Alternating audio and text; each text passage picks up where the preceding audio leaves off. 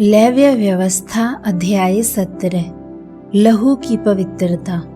फिर यहोवा ने मूसा से कहा, हारून और उसके पुत्रों से और कुल इज़राइलियों से कह कि यहोवा ने ये आज्ञा दी है, इज़राइल के घराने में से कोई मनुष्य जो बैल या भेड़ के बच्चे या बकरी को चाहे छावनी में चाहे छावनी के बाहर घात करके मिलाप वाले तंबू के द्वार पर यहोवा के निवास के सामने यहोवा को चढ़ाने के निमित्त ना ले जाए, तो उस मनुष्य को लहू बहाने का दोष लगेगा, और वह मनुष्य जो लहू बहाने वाला ठहरेगा वह अपने लोगों के बीच में से नाश किया जाए। इस विधि का कारण ये है कि इज़राइली अपने बलिदान जिनको वह खुले मैदान में वध करते हैं, वह उन्हें मिलाप वाले तंबू के द्वार पर याजक के पास यहोवा के लिए ले जाकर उसी के लिए मेल बलि करके बलिदान किया करें।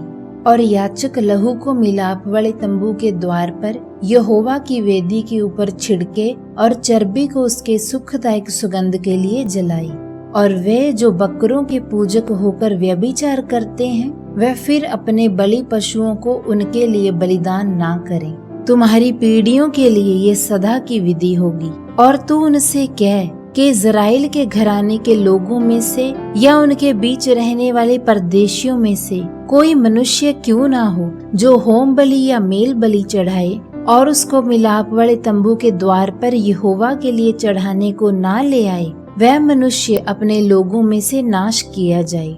फिर इज़राइल के घराने के लोगों में से या उनके बीच रहने वाले परदेशियों में से कोई मनुष्य क्यों ना हो जो किसी प्रकार का लहू खाए, मैं उस लहू खाने वाले के विमुख होकर उसको उसके लोगों के बीच में से नाश कर डालूंगा।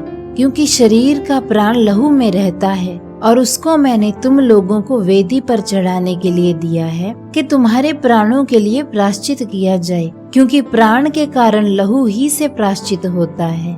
इस कारण मैं इज़राइलियों से कहता हूँ कि तुम में से कोई प्राणी लहू ना खाए, और जो परदेशी तुम्हारे बीच रहता हो वह भी लहू कभी ना खाए। और इज़राइलियों में से या उनके बीच रहने वाले परदेशियों में से कोई क्यों ना हो जो अहेर करके खाने के योग्य पशु या पक्षी को पकड़े, वह उसके लहू को उंडेलकर धूली से ढांप दे।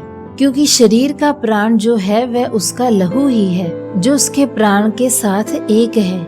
इसलिए मैं इज़राइलियों से कहता हूँ कि किसी प्रकार के प्राणी के लहू को तुम ना खाना, क्योंकि सब प्राणियों का प्राण उनका लहू ही है। जो कोई उसको खाए वह नाश किया जाए। और चाहे वह देशी हो या परदेशी हो, जो कोई किसी लोथ या फाड़े हुए पशु का मांस खाए, वह अपने वस्त्रों को धोकर जल से स्नान करे और सांझ तक अशुद्ध रहे, तब वह शुद्ध होगा। और यदि वह उनको ना धोए और ना स्नान करे, तो उसको अपने अधर्म का भार स्वयं उठाना पड़ेगा।